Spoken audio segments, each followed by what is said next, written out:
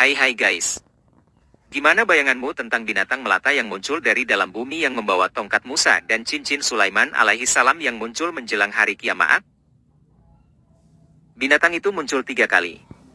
Pertama kali muncul ialah di daerah pedalaman, dan kisah kemunculannya tidak sampai kepada penduduk kota, yakni Mekah. Lalu ia bersembunyi dalam masa yang cukup lama.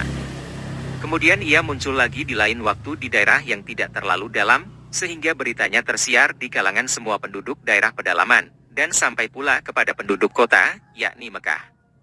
Kemudian Rasulullah Shallallahu Alaihi Wasallam bersabda, ketika manusia sedang berada di masjid yang paling besar kesuciannya dan paling dimuliakan oleh Allah Azza wa Jalla, yaitu Masjidil Haram, dalam keadaan tenang, tiba-tiba muncullah binatang itu di antara rukun Yamani dan makam Ibrahim seraya mengeluarkan suara lenguhan dan mengibaskan kepalanya menepiskan debu yang ada di kepalanya.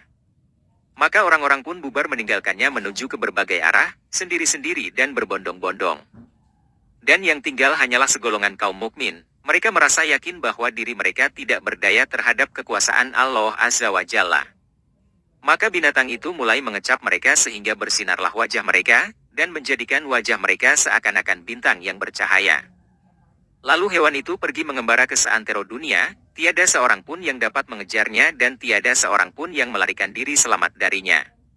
Sehingga ada seseorang yang melindungi dirinya dari kejaran binatang itu dengan berpura-pura sholat. Lalu binatang itu datang dari arah belakang dan berkata, "Hai Fulan, sekarang engkau baru mau sholat."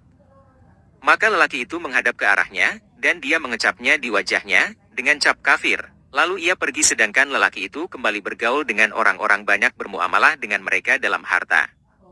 Dan orang-orang di tempat-tempat yang ramai di kota-kota dapat dibedakan antara orang mukmin dan orang kafirnya, karena semuanya telah dicap pada wajahnya oleh binatang tersebut.